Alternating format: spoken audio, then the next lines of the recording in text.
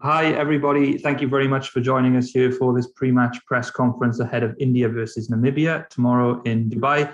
We're kindly joined by Bharat Arun of Team India, who will be taking questions today. As you know by now, we are running these press conferences over Zoom. So if you do have a question, please can I ask you to show your hand in the platform? This can be found under the reactions button. If you do have a question and you are selected, then you will need to unmute yourself, ask a question, and mute yourself immediately following. Just in terms of housekeeping, can I ask everyone to remain on mute throughout the duration and also turn their videos off? So I think we're ready to start. So I will hand over to Molin now, who will select the questions. Thank you. Thank you, Callum. Just waiting for Indian media to put their hands up. I only see Sunandan Lele so far. Yeah, you can start, sir. Hi, Bharat. How are you doing? One life cycle as a coach is now going to complete as far as your career is concerned. So tell us about your experiences, your learnings, your high points, your low points as an Indian team bowling coach. I think it's been a great journey for me, especially it's been an outstanding journey. There has been ups and downs, but I think the team is in a much better position than what it was when we started, and pretty happy about it. The highest point of the career would be the kind of the bowling that we have. We set about winning a lot of test matches overseas. That is what we strived hard to achieve. And as a team, and we went about achieving that. I think the highest points could be the two back-to-back wins in Australia, and also us more or less winning the series in England. Of course, there's one more test to go, but I think the performance of the team during this English series was outstanding. Bahadur Jo Bose and then Kushan Sarkar. Bharat sir, firstly, congratulations on a brilliant journey. The best part about the time you had with the team was that the bowling was considered one of the strengths of this team. Like before we had the batting, which was the strength, but now the bowling. But coming to this World Cup, do you think in the first two games, was it a case of the bowlers not rising to the challenge, or would you still say that the batsmen should have done a little better? Because at the end of the day, that could be the reason why India may not qualify for the semi-finals. See, I'm not trying to give any excuses, but I think this World Cup, the trend has been the team that wins the toss has a big advantage, especially when you're playing in the Dubai Stadium. And so the wicket kind of eases out as when you come on to bowl the second time. It's no excuses. We should have done better. We should have batted better. And also the first match, we had a chance to defend our total, but we looked a little below par. Bharat sir, Kushan here. Hi. Congratulations on a fantastic journey with the Indian team.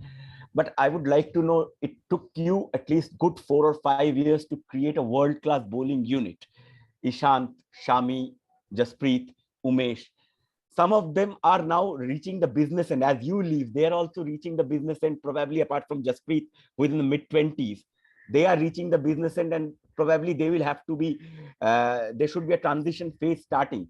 How do you see the next crop of Indian fast bowler, and what kind of time it would take? It took you a lot of time to create this World Cup class attack. What kind of time do you think the new setup might take to create an attack as lethal as this when the transformation happens? Actually, it took us a little while. It is a combination of the strength and conditioning, the physiotherapy, and the bowling department all coming together in order to create this kind of a bowling unit. India always can boast of really good fast bowlers, but then with the workload management in place, that ensured that the fast bowlers remain extremely fresh at any given point of time, so we could even rotate. And going forward, I think India's talent is also exciting with the likes of Mohammad Siraj coming in and Prasidh Krishna. And there are a lot of exciting fast bowling talent in the country. With the workload management in place, which I'm sure is going to go forward, I think we would be a force to reckon with in the near future too. Amol Karadkar and then Arani Vasu. Mr. Arun, what can you just tell us the biggest challenge over the last 5 years in order to create the pool of bowlers and uh, also balance it out with not compromising on India's best 11 as such?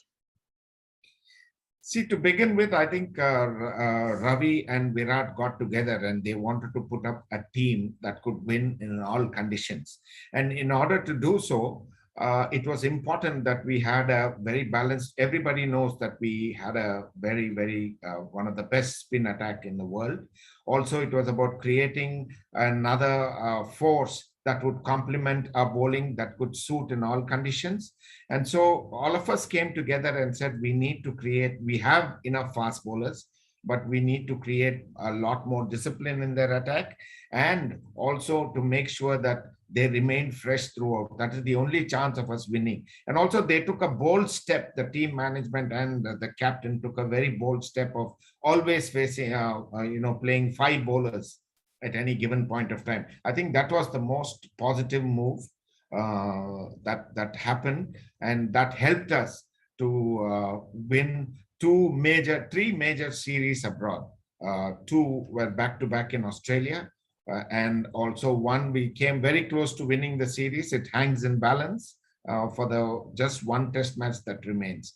So I think it's a combined effort of everybody put together that has really created this force, and I think this legacy will carry on. Arun sir, Arani this side. Yeah. You talked about workload management being critical to form this pool of fast bowlers. Going ahead with so much of T20 cricket, one-day cricket, and Test cricket, do you see the need to have different sets of bowlers for different formats? Because there's a lot of work that goes into Jasprit or a Mohammad Shami right now. To maintain that, do you think that India could look at things that way, that we need 3 sets of or 2 sets of bowlers for different formats? Absolutely. Not only the volume of cricket that our country is playing, it also remaining in the bubble and playing it's not, I can guarantee that it's not very easy to be in the bubble and keep playing throughout the year. They do need sufficient breaks, because I think even the mental health is going to be very important going forward. And this is going to be the norm for us, at least for the next 1 year or 2 years. So it is important that we have, in our country, we have a very good pool of fast bowlers. There is enough talent in our country, so we can afford to field different teams for different formats. That way, it's not only also we understanding the different talent that is available, also it keeps our bowlers mentally and physically very fresh. Gopal Krishnan Vishwanath. Yeah, Bharat, not long ago, a few days ago, actually, Virat said that the last 4 years were not necessarily winning trophies and titles, but about, changing the culture of the team, playing fearless cricket, as you said, playing 5 bowlers. Do you agree with that? Yes, I think that is being fearless, because earlier we went in with only mostly 4 bowlers and somebody who can also bowl. But right now we are going in with 5 regular bowlers in any given team that we have. So I think that is a first fearless step, because we said that the batting group needs to step up. We need to take added responsibility if we need to win matches abroad, and we need to take 20 wickets all the time. So that went into us playing this combination of at least 5 bowlers in every match. And to us now, with the wicketkeeper being a very good batsman, also helps the cause. Shivang Mishra from Z News. Hello, hi Bharat. My question to you is, are we missing Yuzvendra Chahal in this World Cup campaign, as he's a world-class bowler? Are we missing him? See, I think that is for the selectors to decide. We can only play with the team that has been given to us, and I wouldn't like to dwell too much on that. we have any more? Yes, Raju Shwanath. Yeah, hi, thanks, Molin. Hi, Bharat. You just were talking about all the achievements which the Indian team have had this year, especially the wins in Australia, reaching the final of the World Test Championship and obviously the series in England. Given all that, how would you describe the mood now that, on a T20 World Cup, we are on the verge of probably being eliminated or at the mercy of another team's result? How would you describe the mood in the camp? Obviously, we are a very good side. We were the tournament favorites when we did start, but it was most unfortunate that we lost the first two games, and that put us in a very precarious situation that we are in today. Obviously, we are expecting to qualify. We are backing Afghanistan to do well in this tournament. But again, in sport is all about ups and downs, and you need to accept and move on. If you need to give out your best at any given point of time, it was the entire team's endeavor to do well in this series, but that was not so. I'm not trying to give any excuses, but I think the toss plays a very, very, very vital role in a match like this, which I think the toss shouldn't be of any consequence.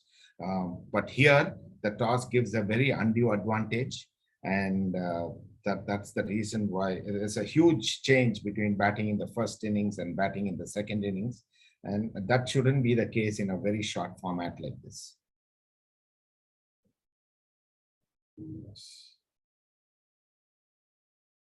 Final question now, Devashish Sen.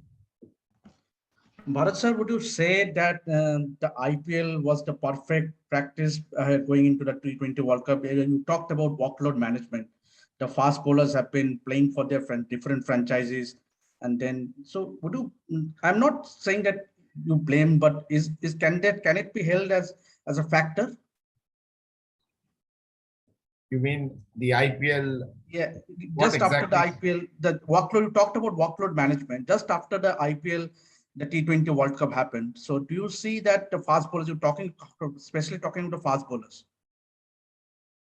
See, again, it's definitely being on the road for 6 months is a huge ask.